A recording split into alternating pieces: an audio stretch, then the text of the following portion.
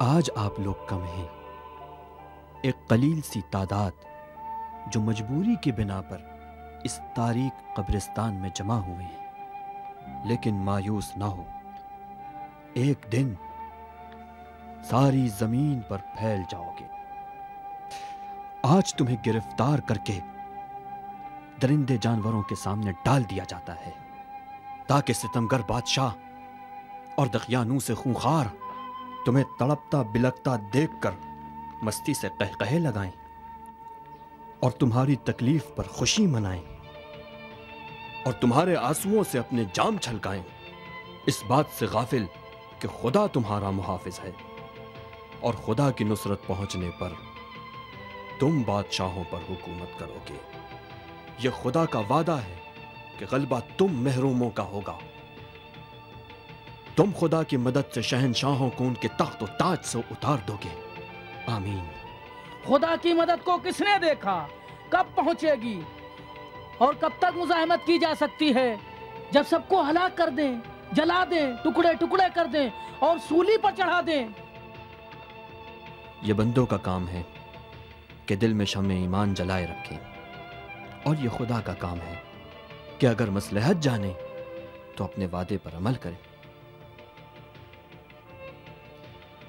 ہو سکتا ہے کہ یہ وعدہ الہی ہماری زندگی میں پورا نہ ہو۔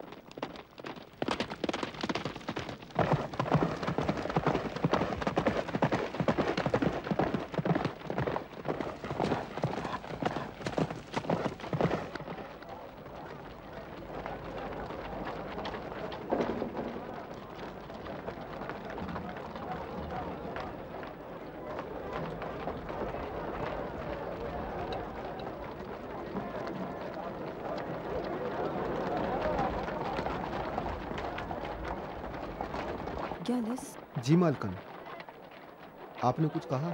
گیلس دھیان رکھو کہ کوئی ہماری طرف متوجہ نہ ہو۔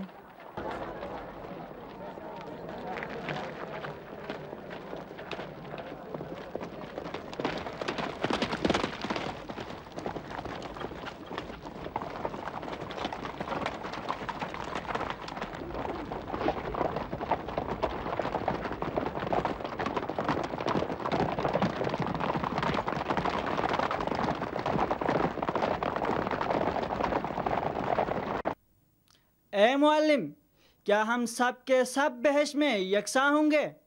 اگر یکساں ہیں تو یہ عدالت سے خارج ہے، ورنہ جو چھوٹا ہے وہ اپنے بڑے پر رشک کرے گا۔ یہی سوال حضرت عیسیٰ سے ہوا تو انہوں نے فرمایا، کیا کہتے ہو اس شخص کے بارے میں کہ جس کے چھوٹے اور بڑے بچے ہوں اور ہر ایک کو اس کا مناسب لباس پہنائے؟ تو کیا کوئی چھوٹا اپنے بڑے بھائی سے بڑے لباس کے لیے حسادت کرتا ہے؟ اور اگر بچوں کو بڑوں کا لباس پہنا بھی دیں تو ناراض ہو کے کہے گا مجھے اپنا لباس چاہیے۔ تو دوستو، اسی طرح سے جنت میں بھی ہر ایک کو حسب مراتب مقام ملے گا اور ہر کوئی راضی ہوگا۔ اے معلم، خدا کو کیسے پکاریں کہ ہماری دعائیں قبول ہوں؟ خداوند عالم ہمارے آقا مسیح سے کہتا ہے، اے عیسیٰ، ستمگروں سے کہہ دو کہ مجھے نہ پکاریں، ایسی حالت میں کہ مال حرام اپنی پگلوں میں دبائے ہوئے ہوں اور گھروں میں بت رکھے ہوئے ہوں، کیونکہ میں نے قسم کھائی ہوئی ہے کہ جو مجھ سے مانگے گا میں قبول کروں گا۔ لیکن بت پرست، فاسق و فاجر، مال حرام کھانے والوں کے لیے میری اجابت لعنت کے سوا کچھ نہیں۔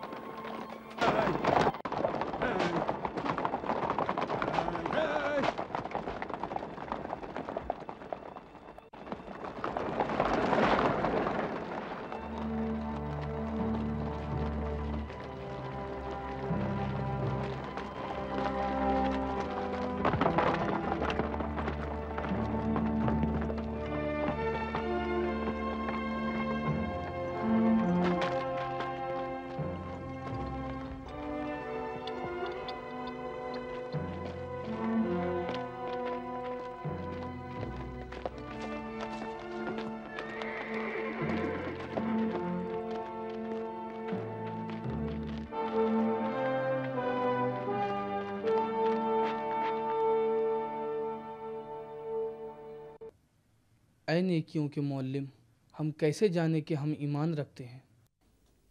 اپنے باطن میں جھانک کے دیکھو، ہر کوئی اپنے باطن سے آگاہ ہے۔ ایمان خوبیوں کا ایک ایسا درخت ہے جو اپنے پھلوں سے پہچانا جاتا ہے۔ تم اپنے وجود کے پھلوں کو پرکھ کے دیکھو، کبھی بھی فاسد درخت خوبیوں کے پھل نہیں دیتا۔ اگر آپ کے درخت وجود میں صداقت و امانت، عفت، محبت، شجاعت اور سب سے بالا تر عشق خدا جیسے میٹھے پھل لگے ہوں تو سمجھ لو ایمان رکھتے ہو۔ ایک آدمی آ رہا ہے۔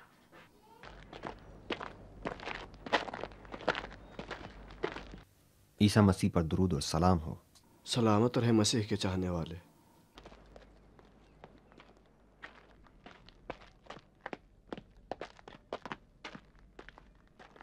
جناب اڈونیہ موجود ہیں؟ جی، مجھے ان سے ملنا ہے۔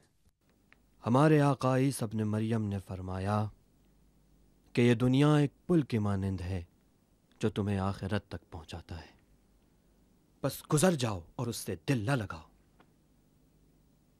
دنیا کی دولت تمہاری آنکھوں کو فریب نہ دے اور اس کی آندھیاں تمہارے شمع ایمان کو بجھا نہ سکے۔ بہرحال یہ دنیا گزر جائے گی اور جو چیز ہمیشہ تمہارے ساتھ ہوگی تمہارے اعمال ہیں۔ ہوشیار،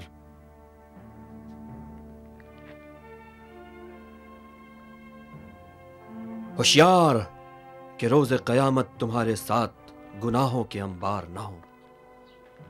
کیا یہ سچ ہے کہ خدا مردوں کو دوسری دنیا میں پھر سے زندہ کرے گا؟ بوسیدہ ہڈیاں کس طرح زندہ ہوگی؟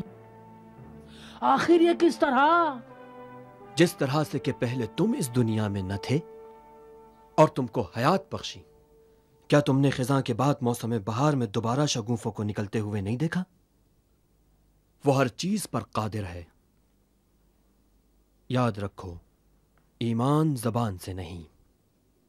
کتنے ایسے لوگ ہیں جن کے بات کرنے یا ظاہری شکل سے تم ایمان کا اندازہ نہیں لگا سکتے، لیکن ان کے دل دولت ایمان سے مالا مال ہیں۔